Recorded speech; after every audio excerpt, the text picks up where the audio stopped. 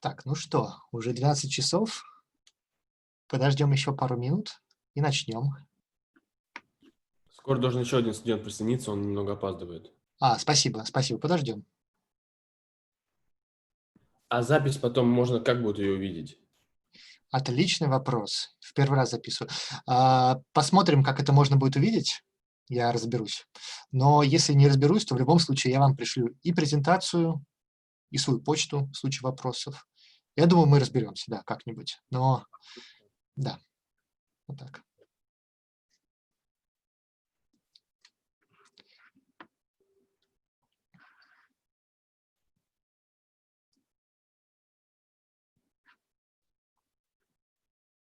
Ну, давайте до 12:05 подождем. Все-таки первый раз присоединяемся. Может, у кого-то технические проблемы.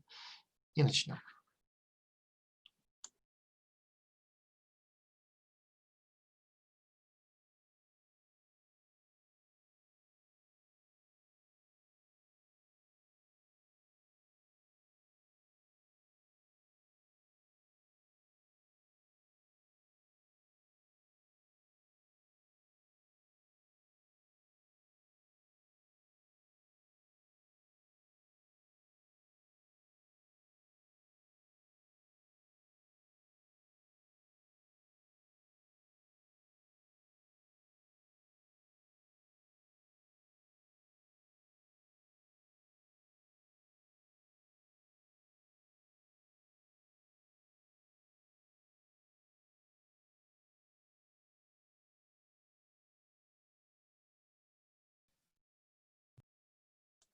Так, нас уже 14.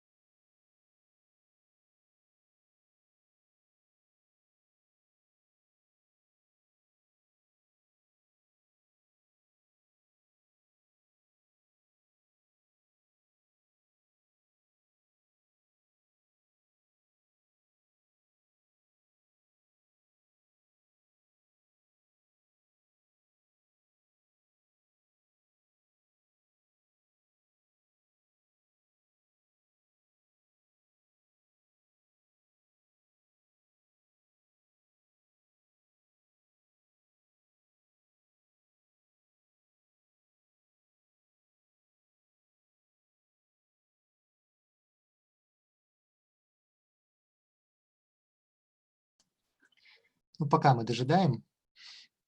У вас это последняя пара? Да. Ну хорошо. Да. Но, тем не менее, если я вдруг буду сильно задерживаться или вообще задерживаться, вы мне не стесняйтесь, говорите. Я вас долго мучить не хочу в субботу. Хорошо. Да.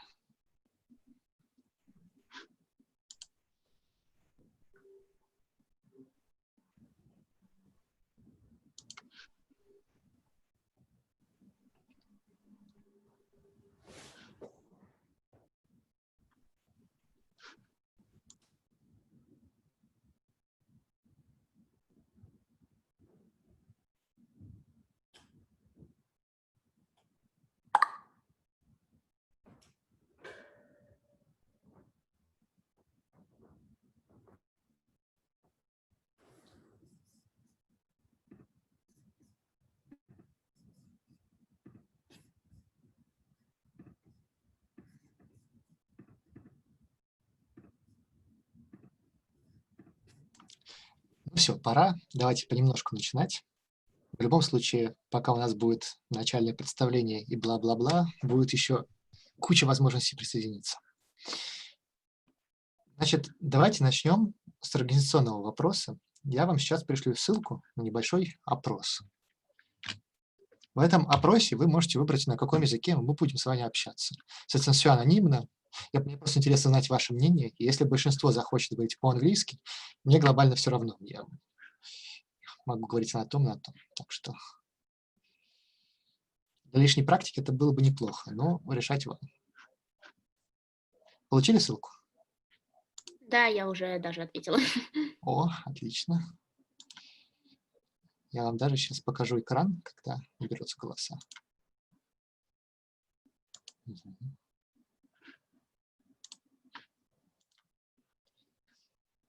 Так, возвращаюсь в Zoom. И я шарю с вами свой экран. Сейчас я обновлю. Ну, конечно, реклама. 12 человек. Английский язык превалирует.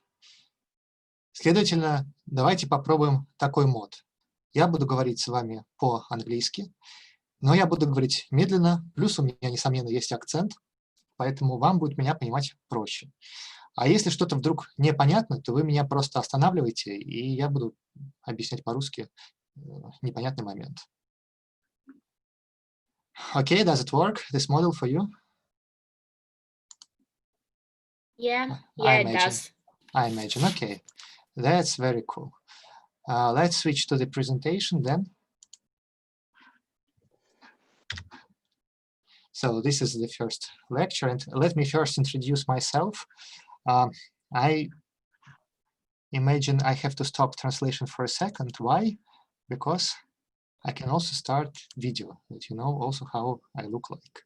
So I look like this. Hello. Now I will share the screen. Screen, yes. So lecture number 1. Let's go further.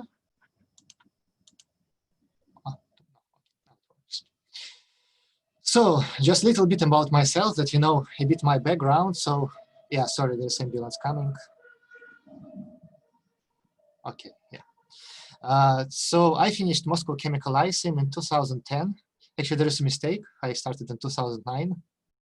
Okay, bad of me. Then I went to enter the Moscow State University, of course, Department of Chemistry, and finished it in 5 years. And I was working in a group which was designed more like yours now. So it was attributed to the Russian Academy of Sciences. And I was particularly working in Nesmyanov Institute of Elemental Organic Chemistry with Dmitry Perekayin. Maybe some of you know him or will know him in the future. Then I moved to Switzerland, and there I finished EPFL, which is a very nice institute on the border of Geneva Lake. It is a French part of Switzerland, and in French, Geneva Lake is not called Geneva Lake. It is called Lac Léman. I think this is the only language where it is different from the name of the city. And there I was working with Professor Paul Dyson on design of the ionic liquids for the extraction of CO2. And in 4 years, when I finished my studies, I moved to Germany, to the heart of Bavaria, Nuremberg. So you probably know that the capital of Nuremberg, of Bavaria is Munich, but Nuremberg is definitely the heart of this region. And I'm working at Helmholtz Institute for Renewable Energy as a postdoc with Professor Karl Meyerhofer. And as you can see, my background is not the philological one. Therefore, I'm not a trained teacher of English or whatever. But however, I deal like every day a bit with scientific writing. I write papers, I write grant proposals, tons of emails. Therefore, I really hope that my experience will appear useful for you. Is it clear up to this moment what I'm saying? Yes, it's absolutely clear. Yep. Amazing. Then we can continue this format. Yeah, and please don't hesitate to interrupt me. I really don't care, and I think it's very important if you have questions that we discuss them, and nothing will stay undiscussed or misunderstood. Okay, let's go to the next slide. About the course. Here I just, okay, I have to admit I was a little bit lazy, so I have just copied the topics from the program which I wrote for the High School of Economics. And we will discuss the following things. Okay, now I have to translate, yeah. Okay, so we will discuss the mailing thing, how to do it in the business way, not a colloquial way, when you're just communicating with your friends and so on. Probably you already have an idea how to do so, but I think it is important to discuss, especially in the beginning of your career, because later you'll have to write a lot of those, and especially in the beginning it will be very complicated to write the first messages. You will think, am I good? You might say, am I saying everything correctly? Is it widespread? And so on. So despite you might already know these things, I think it's important to discuss them. Then we will switch to the naming of the chemical compounds, to the laboratory equipment and methods of working, methodology basically, description of experiments, and then the most complicated parts will come when we will have a look at the structure of the scientific article, and we'll learn how to present different stuff. And you see that the program will be split into two large parts. The first part will be more passive. We will try to acquire the necessary knowledge to deal with scientific texts, because if you don't know vocabulary, if you don't know a lot of things, then it's becoming problematic. And the next semester, I think, if we're capable of, we should try to make more interactive work, writing something, discussing, making presentations. Also, I imagine it will be very useful for your skills for presenting, so you work with the audience. And also it will be good for you in terms of maybe advancing your scientific knowledge, because I think we will try to take the relevant topics and discuss them. So you'll have to work a little bit with literature. Of course, I also understand that you have limited time, and I will not try to push you to do some crazy things, but a little bit I think will be very useful for you. Okay, let's start with the first topic, composition of an email. And this is the thing which I discussed before, that as soon as you have some experience and also maybe some reputation, you can allow yourself to make it very short and very fast. But in the beginning, it's becoming a very challenging topic, the correct phrasing. And the average mail looks approximately like that.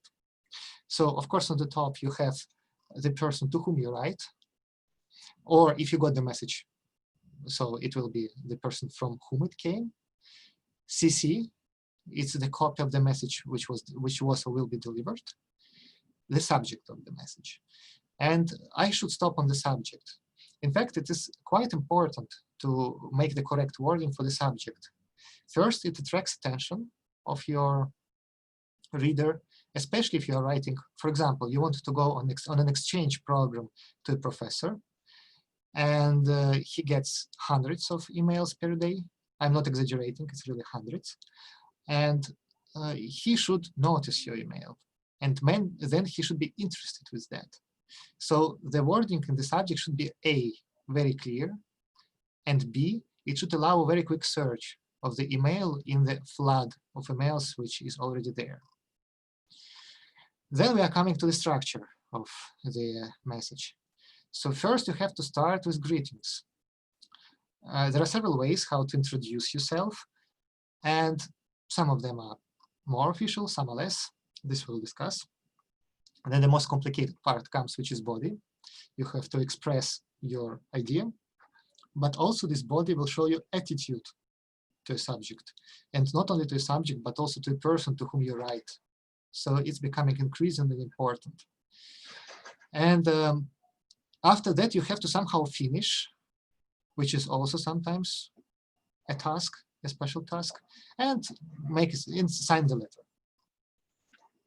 Signing is also honestly important because it is showing your status, basically showing your status, yes, and your attitude as well to the recipient.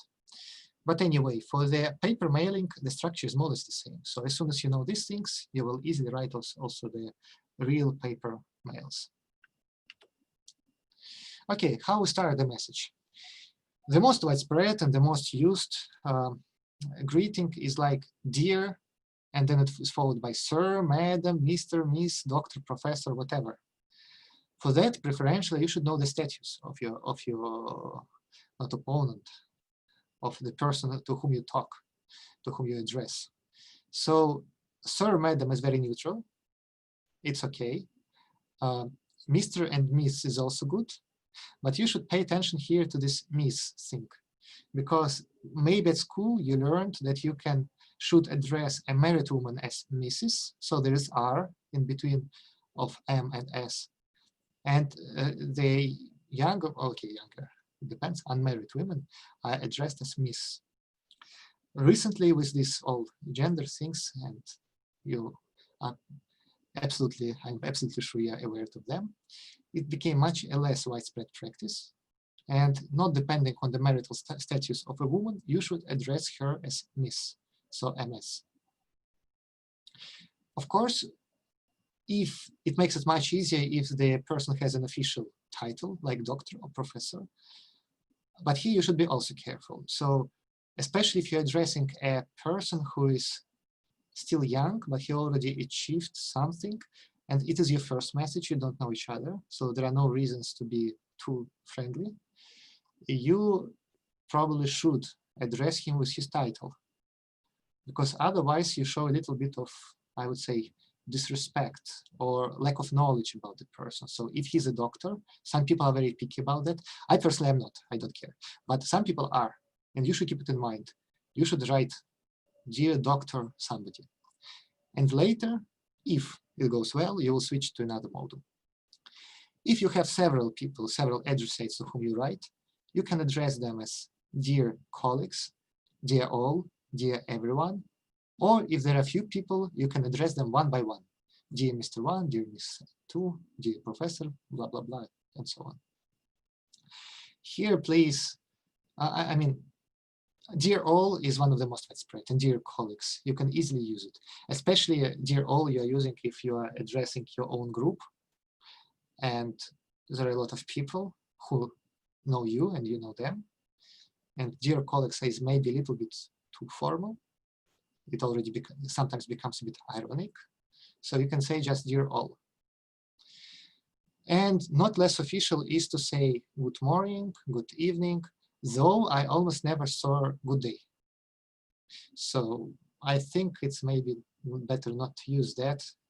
For me, it would look a bit strange. Maybe I'm not right, but I somehow didn't meet this example very often. Of course, you can write hello, which is pretty dry and pretty okay, and greetings. Greetings, I would probably say it's already a bit old-fashioned, although you still can use it, especially in some flowerish messages when you want to appear a little bit smart, I don't know, to use some smarter language, though sometimes it will look like over-smarting, it will look bad. So I would maybe stick to dear whoever. Of course, if you already know a person and you want to be friendly, you can always say hi, hi there, hey. Maybe hey you and sub leave for the chats. Maybe it's not the best way, but hi you can definitely use. And recently there is a trend that if you have a professor and you're communicating with him or her, depends, yeah, they prefer often to switch to names, not family names anymore, and hi. And here you should be careful. Of course, you should do that. It's absolutely normal. It's normal practice. But don't forget it in the next parts of the messages that you are not equals. Treat the person with respect. So this hi, when speaking with a professor, is not meaning that he's becoming your buddy. The worst thing which you can do on the stage is to show your disrespect to a person. If you say, dear sir or Madam Smith, and you know that you are writing to Madam Smith, it means you don't care if it's sir or madam. Means you didn't make any effort. This is not nice. And absolutely no way are mistakes in the spelling of the name. This is very bad. So please check them twice or thrice or quadruple times. This is always a good thing. Okay. Was it clear at this point? Yeah. Okay. Yes, it was very clear. Okay, awesome, awesome. Let's go further. Now comes the most complicated part of the message. So the beginning, how to start. And here most people hesitate because this defines not only the introduction to a topic, but it also defines your attitude to the person. So a very good idea is to introduce yourself or the topic of your message. Also to ask something, express your gratitude if you already communicated before, or you show your interest in the recipient. And here I have collected some standard phrases which are very widely used. You can easily take them, use straight away, and it will always look good. And here a short remark that, of course, I will send you this presentation, you will have it. So if you're now trying to copy something, print screen or whatever, you can do so, but I think it's a waste of time, so you should rather concentrate on the slides. And second remark is I'm giving you a certain structure. It's up to you whether you want to use it or not. Sometimes you can think it's a very good idea to write something better, to write something more beautiful, flourish, to show that you are very smart. But sometimes it can become too much. It can really sophisticate reading and perception of your email. Therefore, especially if you are writing to a person who deals a lot with messages, for that person it will be very easy to understand you, because he will see these blocks, standard blocks. He will just take the idea out of them, and your communication will become super, super simple. Okay, and the last thing on this slide is that you can, of course, always ask how this person is doing, to hope that everything goes well for this person, and so on, especially if you know the person and you didn't communicate for a while. And then maybe you will even get a short update, though it's not always the case. Sometimes it's a very formal thing, so the person even doesn't feel necessary to answer on this. Okay, and then we basically coming to the idea of the message. It's very important to make the messages concise, means to make them short and filled with the content. I just wrote some random stuff as a phrase, and then I tried to rephrase it in a more specific way. So you can see that here the first example is just one very long phrase. You should always try to avoid that. When possible, you should split it into smaller phrases. And please omit things which do not carry much sense. And also sometimes it's good to try to be simple, because yeah, people like other simple people.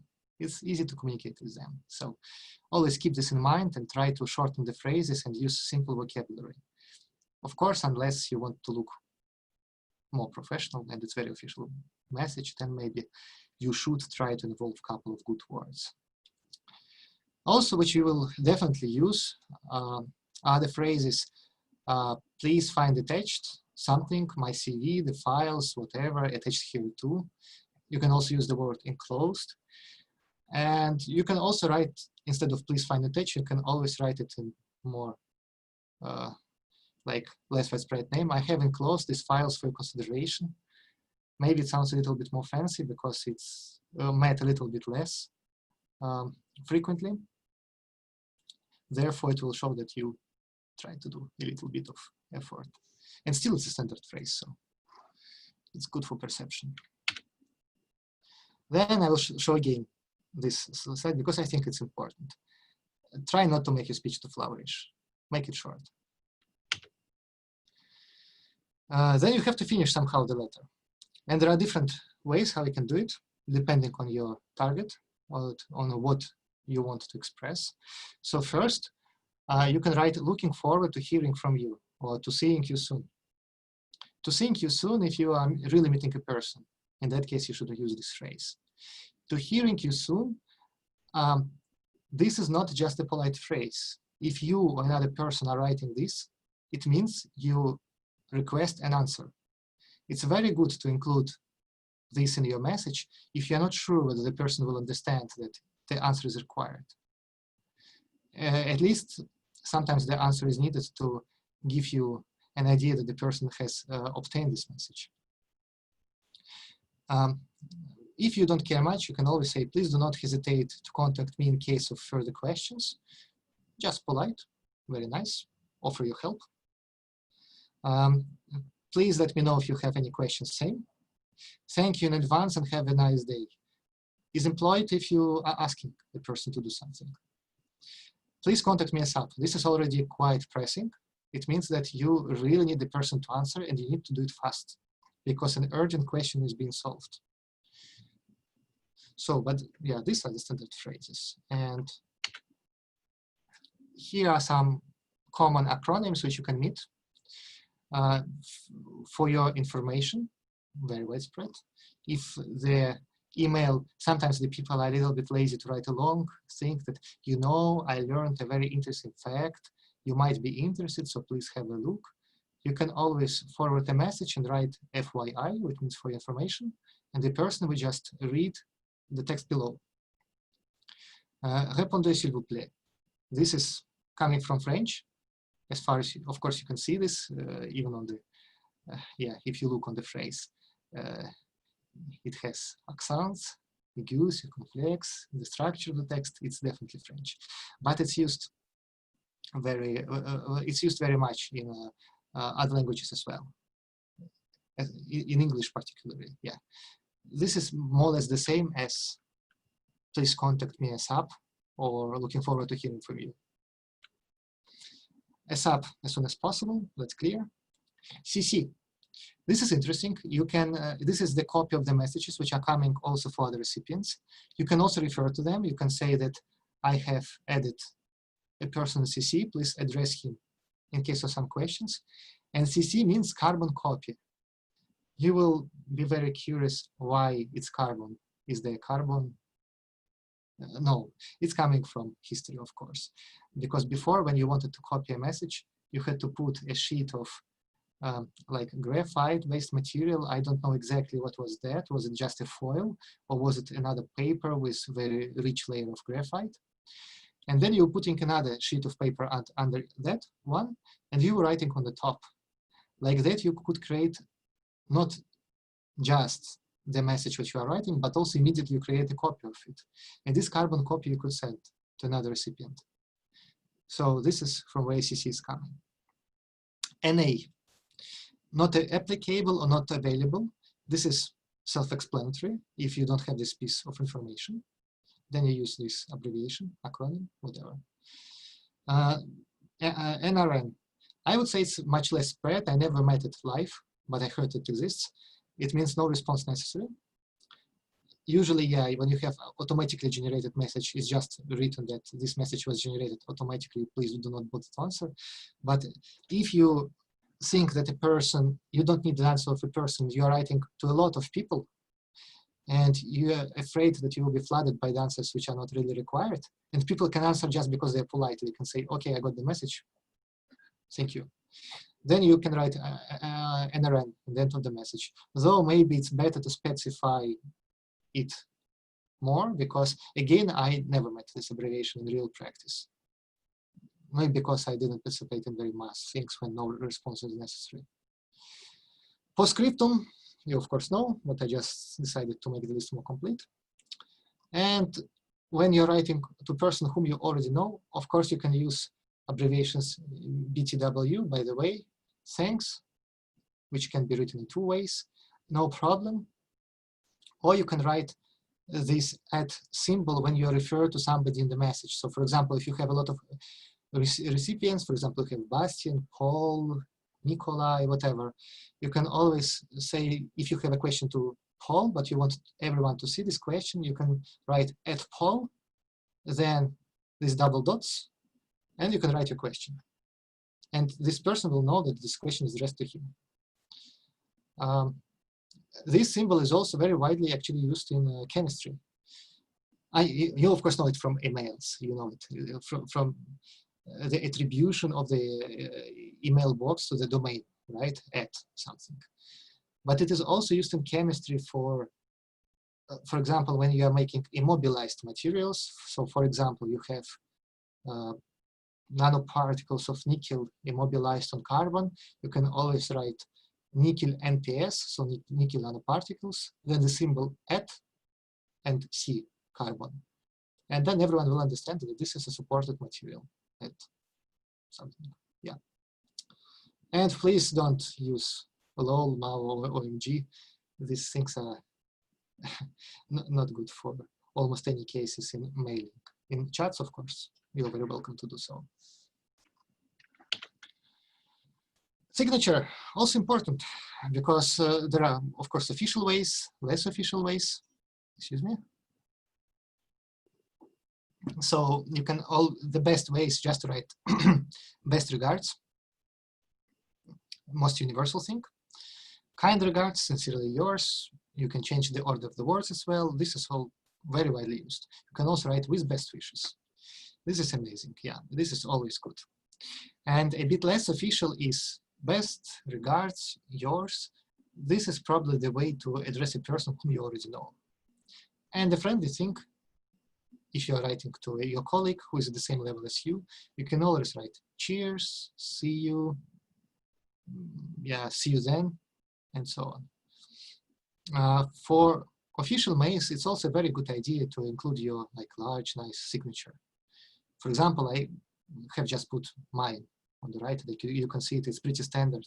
I was always curious why people are writing their email in their email.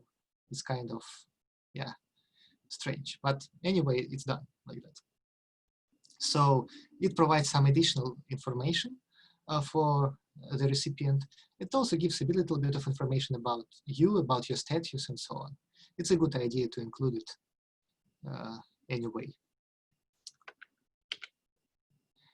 Okay, here again refer to PhD comics. So that's how a very bad idea to write a message looks like. Yeah, to me, of course, you can write something like that. I don't care much. But if you don't know a person and it is an official message, it's a really bad idea to use abbreviations, to use unofficial things, not to address a person by name, not to sign the messages, and yeah, not checking the spelling of your grammar. Yeah, this is actually very devastating, usually, because on which level you speak, yeah, it always causes questions in your professionalism. And also, it's always good to ask questions, though some of them, when they require just from you make additional step, like, I don't know, to look on the link which was already attached, and you just show that you are too lazy to do so, it's also a bad idea then to send the message.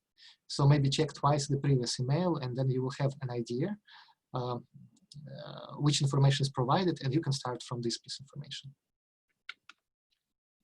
Here I just wrote something super generic. So you can see all the things which I presented to you before are here. So thank you for provided data, you thank, so it's not the first message. You can also see that this is not the first message I'm writing because I'm addressing the person dear Sergey, not dear Dr. I don't know, Shishkanov or dear Professor Smith. And that I'm also signing the message just Dmitry. Although you can see it's pretty official because I'm signing it best regards. So I thank the person in advance, and of course I say that this person is really good. Also, it's putting a person in a good mood. Why not? Never hurts. Then you actually come to the topic to which you want to introduce. You have a question, you express the question, short and nicely. Then you say that you attach actually the files which have to be processed to this message. You offer your help. So if you have questions, please contact me. Then you imply that please answer. Looking forward to hearing from you. And you sign it. So that's generic. And when you're already a very big guy, you can actually deduce quite a lot of things from the message. I will show you a very famous example here. So recently, the editor of the Journal of American Chemical Society, one of the most known, I imagine, journals in chemistry in general, has changed. So Professor Eric Carrera became the chief editor-in-chief, I think he became. something like that. Yeah. And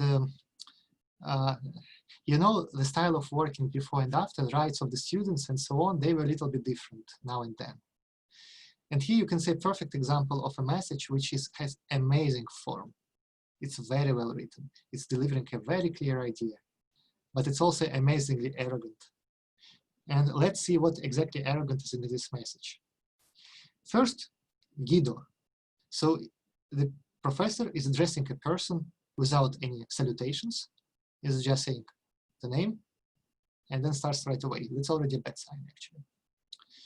Yeah, also, by the way, you can see the message is very official. California Institute of Technology and so on. So very, very official shape. Then he starts, I would like to provide you in written form. Obviously, it's an official message. This person doesn't want to joke or he doesn't have a friendly intention towards you. What is expected from you as a member of research group? In addition to the usual work schedule, I expect all the members of the group to work evenings and weekends. Quite a request, right? Again, the style of working in 90s was, especially in the States, was very special. And some people continue doing like that. So then he says, on occasion, I understand that personal matters will take demands on your time. This is just this cover your back thing, because then he obviously writing, however, it's not acceptable to me when it becomes a habit. He says, with this however, which is, by the way, also an official introductory word, he's showing that what he said before, of course, he might acknowledge it, but not a lot. And the main idea that he's not very appreciating the thing that the person is not working on weekends. Then he says some things. I just move the window because I don't see this part of the message. Yeah. Okay. So then you should use on the wording very carefully. He's using failed, correct, work ethics immediately, annoying, disruptive, and so on. These are very strong words. You should avoid them unless you want to express your attitude or your very strong idea. Here, the person is definitely trying to suppress the recipient of the message. And you can see that the person was bold enough to request some vacations, he didn't come on weekends and so on, and he finds it very annoying. And at the end, he tries to push on the person by saying that, you know, I have a lot of people like you, they're waiting outside the fence, and I can take any of them and they will be happy. So please, not even without please, it's not even without please, just do it as I tell you. And then he signs it in a very official way. Of course, now he's apologizing, he's saying I changed and so on. But unfortunately, these things became to be fixed just recently. Before, nobody was caring, and the professor had quite an absolute power in the lab. And quite some groups, especially in organic chemistry, are still working in this regime. Just now, with all this human rights and protection of people and protection of students, it's becoming more prominent. And this is causing real scandals. Okay, very interesting example. But you can see that the idea of the message is clear. You cannot say anything about that. Okay, do you have any questions on this part of the topic about composing plans? No, I think everything was quite clear. Okay, lovely. Then we can, let me have a look on what time we have. Approximately 40 minutes passed.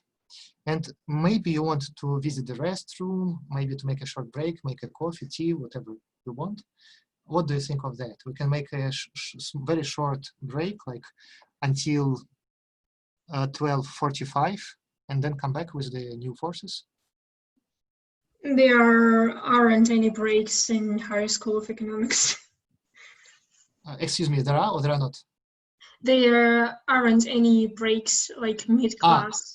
But anyway, we can do as you prefer. Yeah. So if you prefer Okay. not to make, we will not make.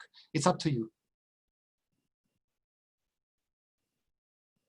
No opinion. Well, I think it's okay not to take a break in the middle of the class. Like I think at least I'm already used to it. But Okay, then let's continue right away. Yeah, we pretty much adapted to you. Okay, nice. Okay, let's just continue right away. And I will suggest you, I mean, this is the first time I'm also making this course.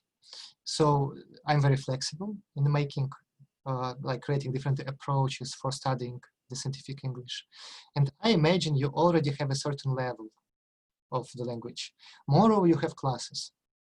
And again, I'm also not a philologist. I will not be able to teach you English.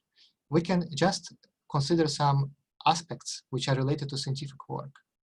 So I will suggest you the following format. And let's see whether you like it or not.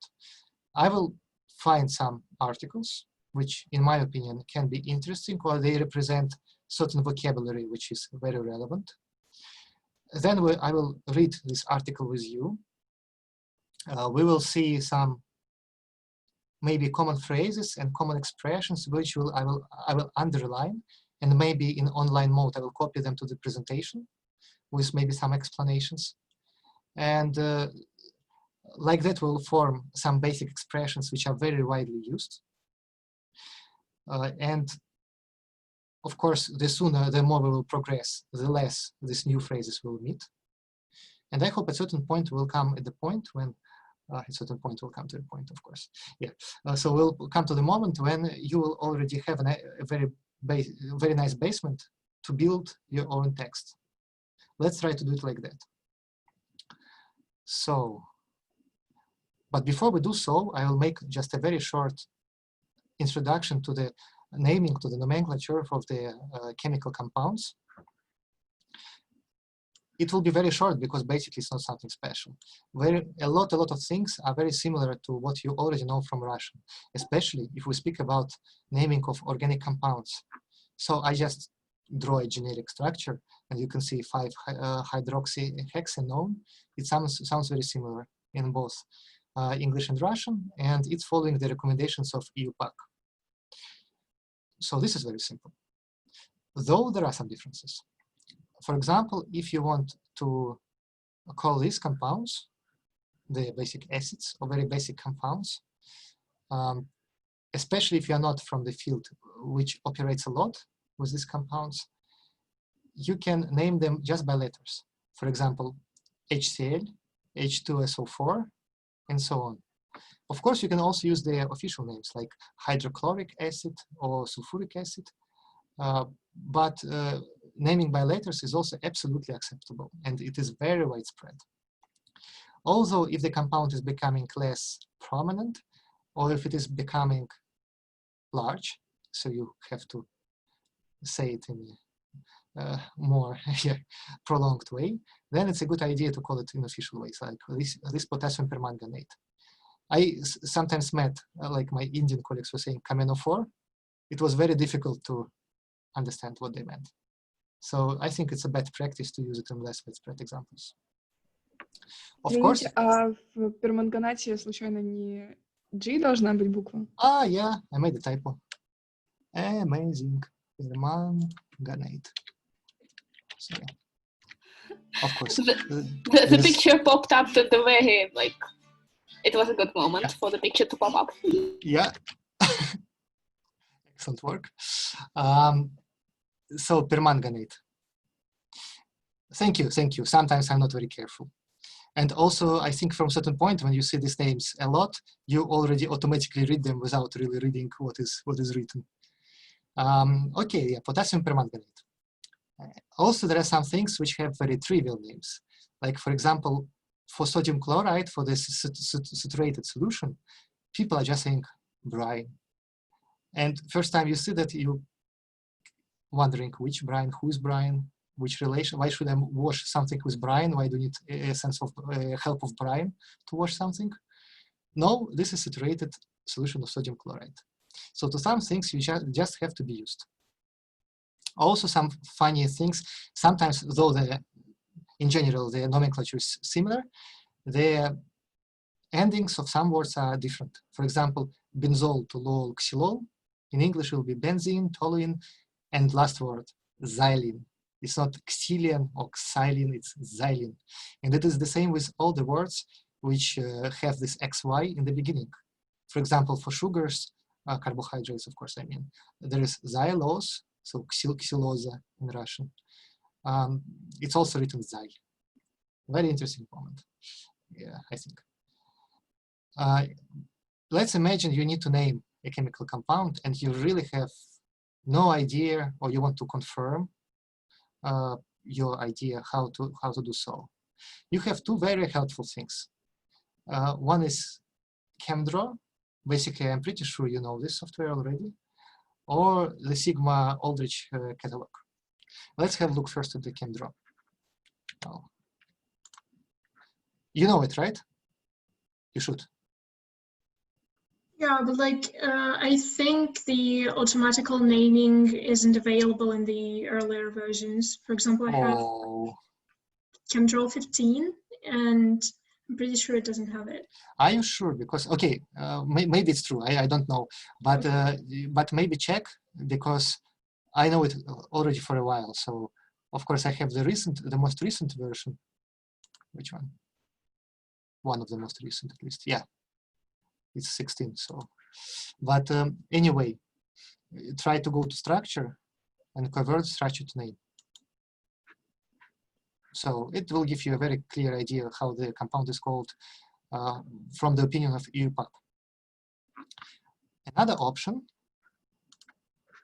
is that, yeah, this was your survey. I don't know whether I showed or not about the language.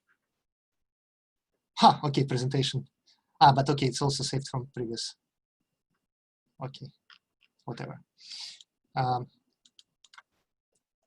Let me show the website of Sigma Aldrich. I don't know whether you use it or not, but it's actually very helpful. So this is how the page looks like. They offer a lot of products. And if you go to the bottom, there is a structure search. You click, you wait a bit. And here you can draw the molecule of interest. And honestly, I'm lazy now to think of a good example. Let's just make it photoline.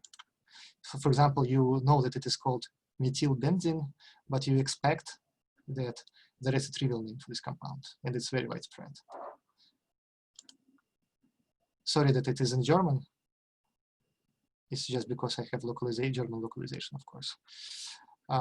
Okay, now we find the product. Click on it. And here you can see available options. And let's say we want this one. First, you see how it's called. You can see the number, the CAS number of it, which is identification number. It's universal for a lot of databases. Very useful thing. Molecular weight, all the properties, super useful. And also, if you don't really know how to work with the compound, you can always click on SDS, safety data sheet. You choose English. And sorry, it's lagging sometimes a bit. Come on. Yeah. And then you have very basic properties of the compound. Actually, for description of different compounds, there is a lot of vocabulary here. You can see that this is a flammable liquid, so it can catch fire. It causes skin irritation. It has a reproductive toxicity, aspiration hazard. I mean, if you just see this, probably you already are becoming very concerned, though you know it's just a toluene. But usually these companies are very precautious about different compounds, and they always write all the possible implications, let's say, which can appear when you work with the thing. Yeah, the safety symbols. Probably you know the word ignition. But anyway, we will meet these words a lot in the literature. I'll not copy them now, but ignition is when something catches fire. I'll just quickly go through. Maybe I noticed something useful. Yeah, to swallow, to глотать. You probably also know. So they give you some instructions what to do if something bad happened. You see, it's a long document. Maybe a lot of fun to write. They write, you see, vapors, mist, gas. Okay, whatever. We'll meet this during, I don't want to waste your time now. We'll meet these things when we will look through the articles. So I'll probably close this thing. So if you want to look at properties of chemical compounds and of their names, you can always address this catalog. It's pretty large, so most probably you will find your compound.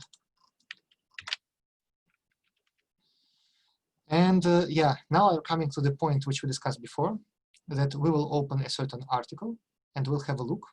I took something extremely old. You can see it's from 1930, which makes 90 years old. It's very impressive that people were already concerned about, okay, it's not interesting, it's obvious that people were already concerned about how to organize their working space, how to organize the lab, that it's comfortable for everyone to work and it's safe. And you can always, and also it's interesting to compare which conditions were then and now, and what are the approaches for organizing the working process. So let me open this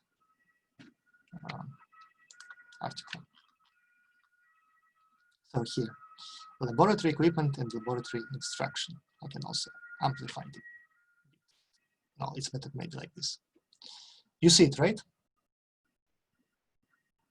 Yeah, it's a little bit blurry, but we can make out. Blurry is not, this is not depending on me, because you can imagine that the document was scanned. It's old. Yeah. Okay, let's start. The proper handling of the subject, blah, blah, blah, is made difficult by the wealth of material which might be introduced. So usually the first part of the text is always dedicated to the structuring of the next text. So you can see that he's saying that the field is very large, and to limit it a little bit to a certain framework of interest, he has decided to consider only 3 main topics. So here the word handling, обращение. I don't know, what do you think? Shall I copy these words to PowerPoint, or it's fine if I just spell them? What do you think? You can just spell them. Okay. Yeah, I think that will be fine. Okay. So handling, very careful, very, very, very nice word. Very widely used everywhere. You have to actively use it, because it's not only handling of the subject, it's also working with different compounds. So handling of, I don't know, nitric acid. There are some rules of handling and so on. So it means обращение. Next, what you can, of course, you know already the word to be introduced, but this is one of the most widespread words. You also have to use it very widely. In fact, a big problem when you write a scientific text is make a flow of your thought, to make all the parts connected. And for that, these introduction words are being used. You have to know quite a lot of them. You maybe have to make a small, I don't know, place where you store them to address it sometimes, especially in the beginning of your career. Because if you know a lot of them, you can replace them by each other and so on. First, your speech, your written text is looking very diverse, which is nice. It's showing that you are good at writing. And also, it will allow you to connect almost any part to any part very fluently. So please pay attention to this word, and always when I will notice these words, I will highlight them, and we will have a closer look on them. I'm pretty sure you know them already, but they will become they should pop up in the head immediately when you start writing. So we will try to fix that. So I shall therefore deal with the laboratory equipment and its relation to laboratory instruction, considering how this affects the student health, comfort, and efficiency. So yeah, he defines it exactly to the organizing of the lab in a way that it is comfortable for the students. And here the word therefore I would like to highlight. So this usually replaces the word so, which you use just in colloquial discussion. It's a very good idea to use so instead. And also, if you have a certain statement and you want to make a conclusion from that statement, in the beginning of the phrase, use therefore. So there is no sharp and absolute demarcation between this. If you don't know the word demarcation, it's разделение. Interesting also sharp here. A very strong word. It's also not meaning just ostrý, as you probably know. It also means like strong, very well defined, and so on. Also, you know it probably from photography, I suppose they also say if the focus is good, they say is the photo is sharp or not, or it's blurry. Okay, next. The two chief laboratory factors having to do with student health are light and ventilation. Nothing interesting. The whole laboratory, of course, the guy is, wait a second, interesting. When I first time read, I thought it is the same person, because usually you are writing about your own experience. But okay, whatever, it's the name of the lab. I thought it is the same guy. Is equipped with unusually large windows with steel frames and sash. Sash, a very useful word. Sash means, how to say, staving, or these, you know, these things which you put up and down on the window. It's Blinds? Called, how? Blinds? It's not exactly blinds. Blinds is, it's very similar, but blinds is usually what you put from the sides, right, to close the window, which you have at home. You have blinds. Maybe you can also use the word blinds here, yes. In the fume hood, in fact, why I said it's important, because in the fume hood, in the place where you work when you do synthesis, this lid, which is going up and down, is also called sash. So give a maximum of daylight at each opening. The artificial light, when needed, is provided. Provide. Of course, you know this word, but it's very nice. It's so much widely employed in scientific literature, because you can see something is provided. Almost in not in every phrase, but in every second phrase. Please look at this. So if you want to say that something enables something, so your data is very relevant for another topic, you can say that my data is providing a clear insight in the problem. So provided is a very useful word. Amount of light, of course, you know the difference between countable and not uncountable, I think, not countable things. So amount is for uncountable, number is for countable things. Glare is eliminated, yeah.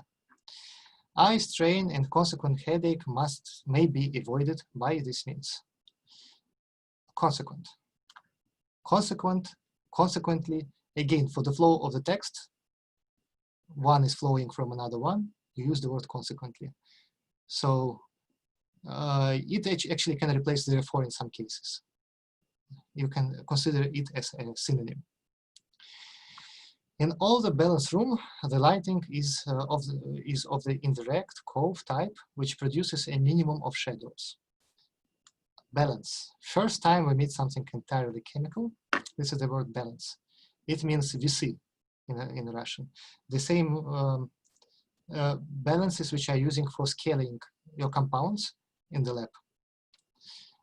Sometimes I saw scales to be used instead, but I would not recommend. I think balance is the established nice word for VC.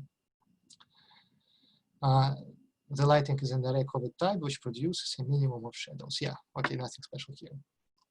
This requires more electrical energy than some types of illumination, but we firmly believe, okay, firmly, be very careful with using of these strong words when you're describing your theory. Use it only if you are 100% sure. It means you are 100% sure. If you have some doubts, if you're making a hypothesis, please do not use the word firmly. Firmly believe that the game is worth the candle. Please pay attention, it's very funny. Игра стоит свеч. The game is worth the candle. Just literal translation. Exact translation, yeah. And the use of the balances without undue eye strain is very materially helped by this even lighting. You definitely know the word even. It means also четный, равный. I think even is четный. I always confuse odd and even. One means четный, another means нечетный. I think even means четный. Also, it's yes, it does. Yeah, you're right. Amazing, amazing. Okay, so yeah, you see, the person is already thinking about which lights have to be put in the lab. It's actually quite important. Now it is pretty standard with this large lamps which they have, which are producing this scattered light. But before, obviously, there were some problems with shadows and so on, and your eye could become very tired. So ventilation in these laboratories is not supposed to depend upon the use of these windows. It is Извините, never... можно вопрос? Yeah? Да. Even lightning — это как четный свет? Что это No. Even означает в том числе равномерный, одинаковый. Все. Даже если, не знаю, кто-то вам наступил на ногу, а вы на него плюнули, вы можете сказать we are even. То есть теперь мы, типа, все, мы сравнялись. То есть, да, здесь имеется в виду равномерное освещение. Вот. While the ventilation in these laboratories is not supposed to depend upon the use of the windows, it is nevertheless, очень полезное слово. Okay, yeah. Very useful word, nevertheless. It means in any case, it is, however, is a very good also thing. Quite often, to make a twist in your speech, use the word however, как бы то ни было. And at a certain point, you're making too many twists. It starts to sound very however. And if you're using always the same word, also the text looks less fancy. The person who reads is thinking about your literacy. I will not say about your mental capabilities, it's not polite here, but you know, subconsciously you start to perceive the text less seriously. So it's always good to use synonyms. And nevertheless is the synonym to however. So it is nevertheless possible to open our windows full length and thus in unusual, of course, thus. Another alternative to so. Thus. Very official, by the way. Just in speech, in oral presentation, I think you never use it. You can, but it's, yeah, strange. So thus. In unusual circumstances, to permit an inrush of large amounts of air or to permit the escape of a cloud of material. Obviously, the guy is organic chemist or he's doing synthesis or engineering because he wants to permit the escape of a cloud of material if it's formed. Inrush means like входящий поток. Приток. Oh, good word. Okay. Incidentally. Very nice words. I would translate it in this case like в том числе. Or like coincidentally as well. So coincidence. Как совпадение. Yeah, I would translate in this context this word like that. So yeah, the washing of the windows is very simple. In normal times, before I continue, also I would like to pay attention to the structure of the text. Each idea is defined for each paragraph. So when you start a new paragraph, this is a new idea. And try to keep parts of the same idea in one paragraph. It simplifies reading a lot because, for example, when I will be reading your paper, I will start, okay, the two chief laboratory factors, light and ventilation. Then I think, okay, I know this. This is not interesting for me. I will go to the next paragraph. I have no time to read everything, for example. And if you write something extremely important here, like, I don't know what, I will skip it. So if you have some separate, especially important ideas, please start them with new paragraphs. Okay, let's continue. In normal times, the laboratory ventilation is exclusively by means of remotely controlled fans operating through hoods. Exclusively. But you know it flows from Russian, exclusivно, only.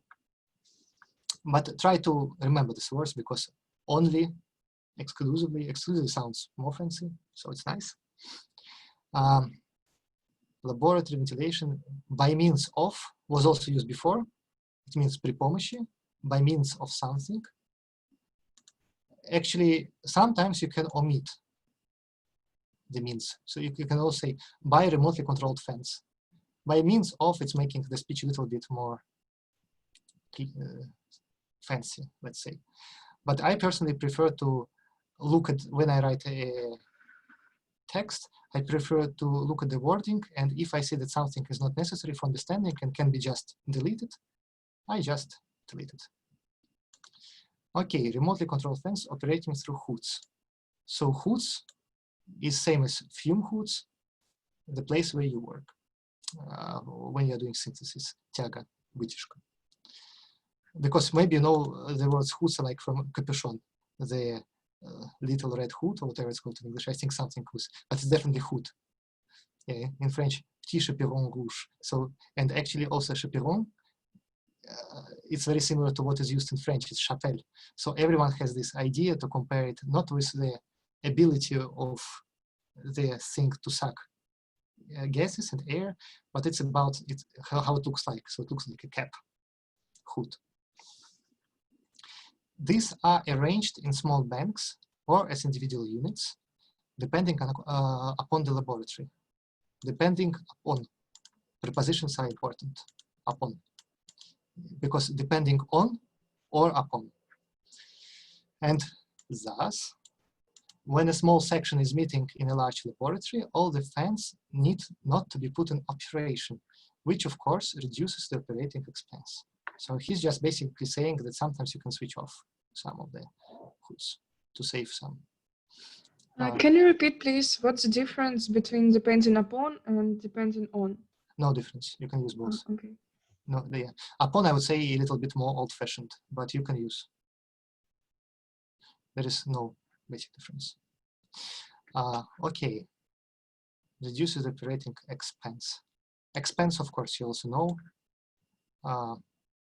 but it's a nice word actually, because when you will say something about optimizing your systems or making something more nicely operated, easier, cheaper, the word expense, стоимость, will be very much of use. And also expense will be used when you will be writing to your professor, for example, if you go to academic career, of course, if you pursue academic career, when you will be discussing that you need some money for the tickets and everything which you spend will be expenses.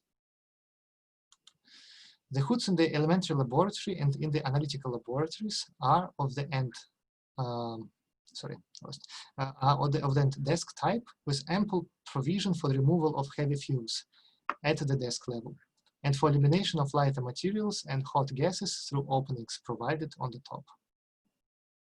Technical description of the fume hood. So the guy likes word ample a lot. It's like, you see here also amount of light is ample. I didn't mean this word a lot. It means like, if I'm not mistaken, it's like sufficient, large, sufficiently large maybe. Obviously he likes it a lot because you cannot meet it very often in the texts. Yeah, sufficient, you can replace it with sufficient. Now we start here with a little bit with some chemical terms. Desk. It's not only parta, which you got used probably in school. Desk is also any like working space. Desk like also table. Desk is used more often, I would say. So yeah, another synonym for this word is maybe even more used, is called bench. Let me write it to you in case you don't know it. Anyway.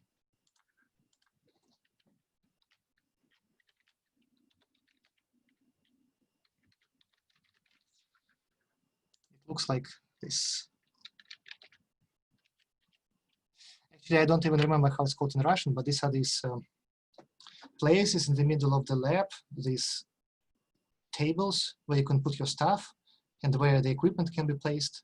How is it called? Like this, not shelves, but table on which you operate in the lab. Well, in the lab I've been to, they just called it, well, the table, or just, you know, over there, okay. Something unique. Okay. Yeah, I have no idea how it's called in Russian. Разве bench это не скамейка? Excellent question. Да. It is, I guess they're just like multiple uses for the words, depending on, well, whatever. Скамейка в том числе. And this is why I wanted to attract your attention to this one, because quite often you can see the laboratory bench, something is placed. It doesn't mean it was placed on Skameyka. This word also means these special laboratory tables, which are, I actually even know why they use the word bench, because it's also long. It's not a just very short table, it's a long thing. And it maybe resembles a bench, and then it's called a bench. Yeah.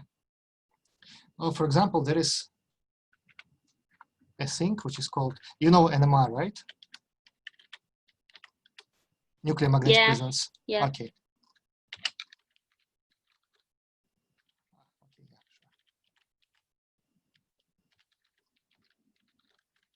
Now they started to issue benchtop NMRs, which are not very good. So only like 80 megahertz, but in the best case.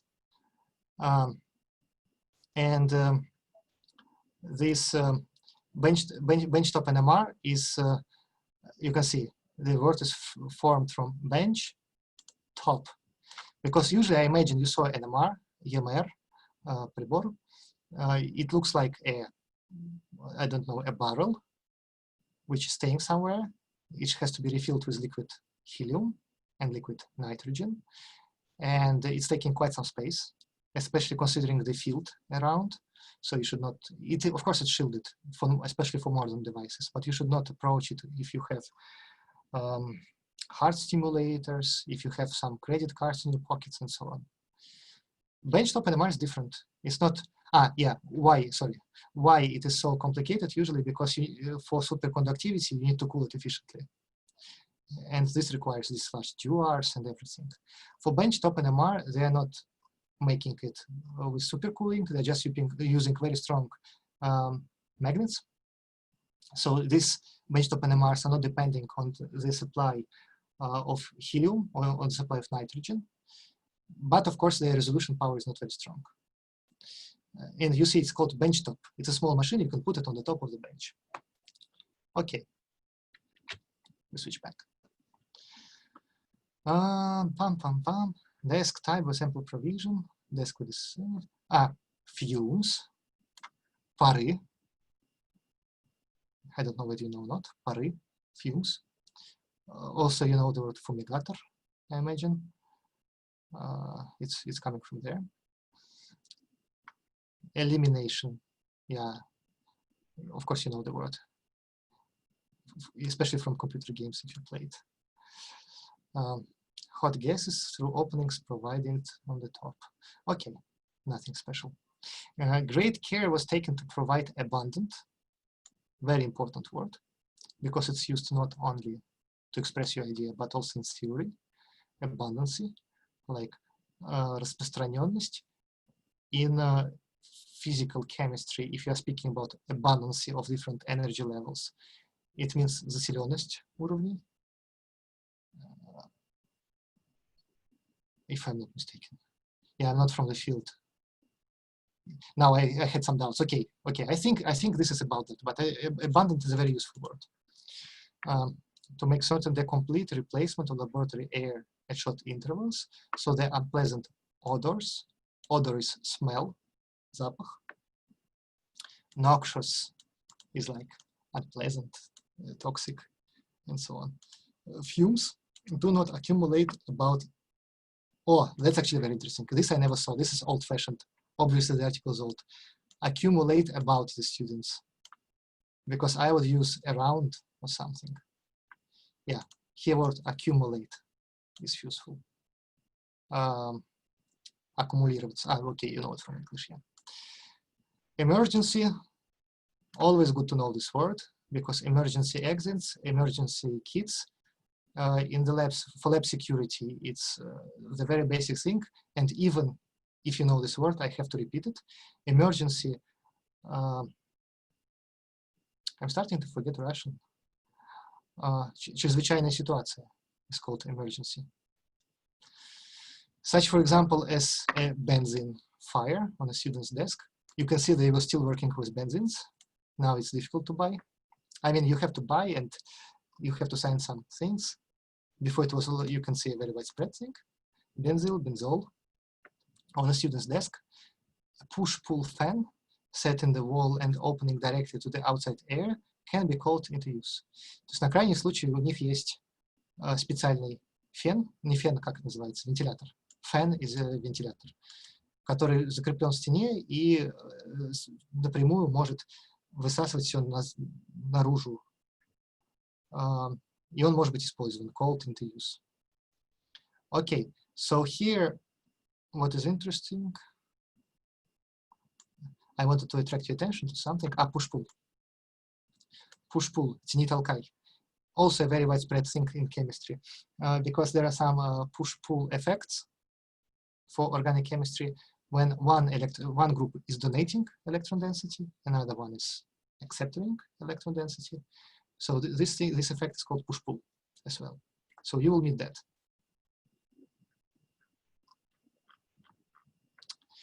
It is sometimes extremely difficult to ascertain. Maybe you didn't see the word ascertain. Ascertain is like to ensure, to убедиться в том, что.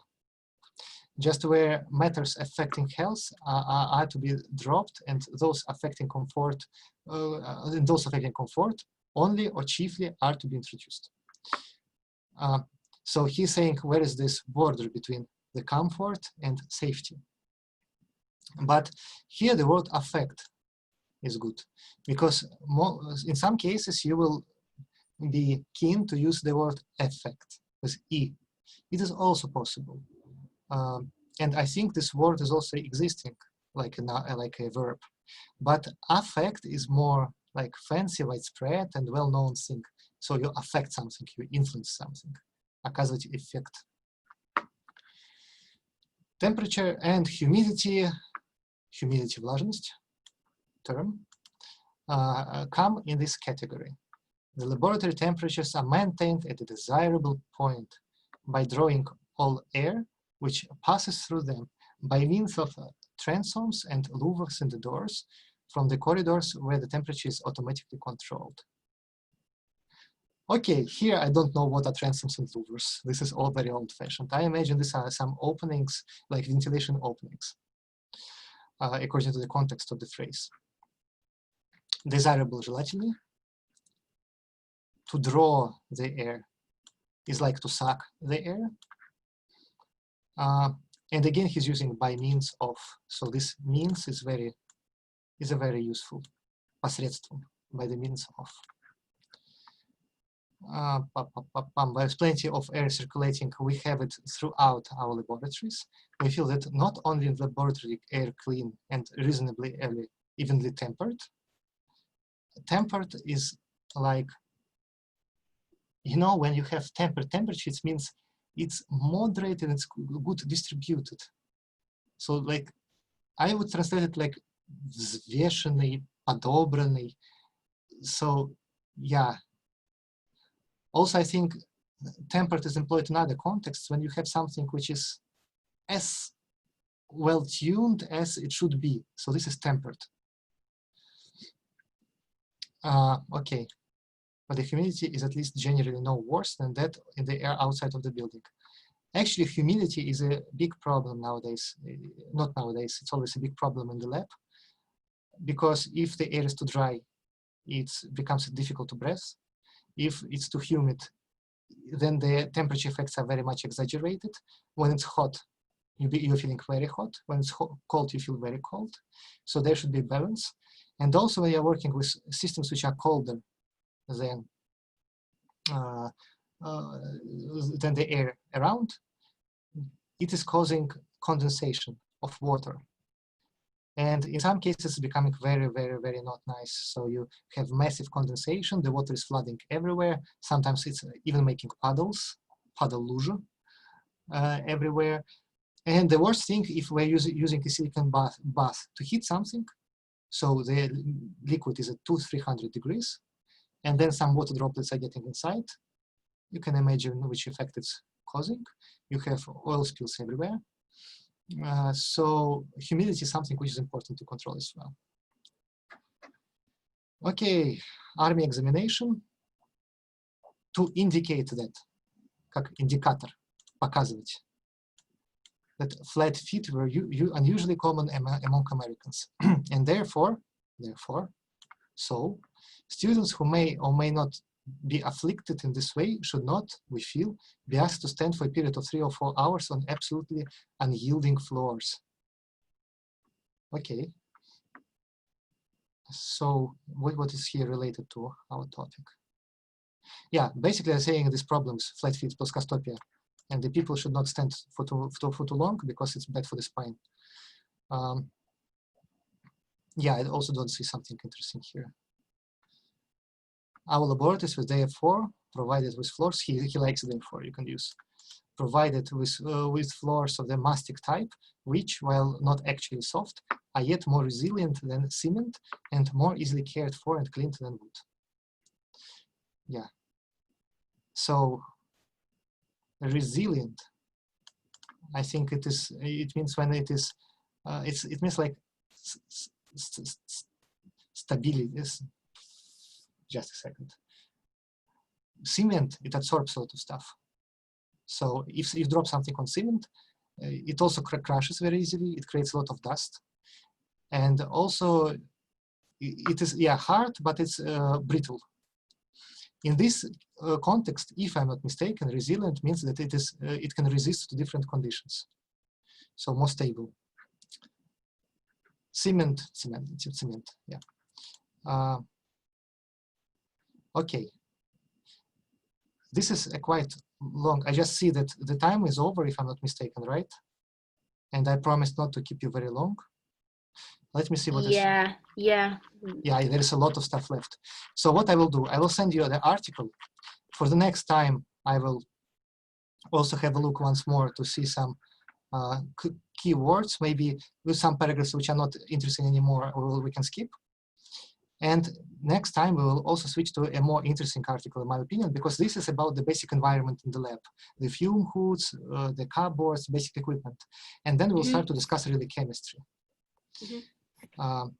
I will send you this presentation. I would really encourage you not to hesitate if you have some questions. You will have my email.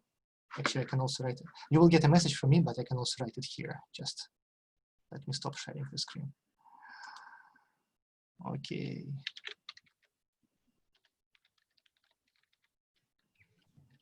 Можно вопрос? Конечно. А вы сейчас в другой стране живете, да? Да, я живу в Германии. А давно? Ну, я 4 года жил в Швейцарии, сейчас почти год в Германии. Здорово. Вот. Ну, да. Ну, понятно, что здесь, конечно, по-английски говорят, но надо учить немецкий. Вот. Значит, я вам присылаю свой email. Это мой личный email, поэтому можете его написать в любое время. Рабочий, кстати, есть на слайде, но я не знаю, зачем он вам нужен, но если хотите, то что можете использовать. Значит, я вам пришлю следующие вещи. Я вам пришлю презентацию, я вам пришлю статью, и я вам пришлю, может быть, небольшой опрос насчет того, что интересно, полезно, понятно. Мне бы очень хотелось, конечно, этот курс подстроить под вас, чтобы вам было полезно. Поэтому я буду ждать ваш фидбэк. Что-то еще?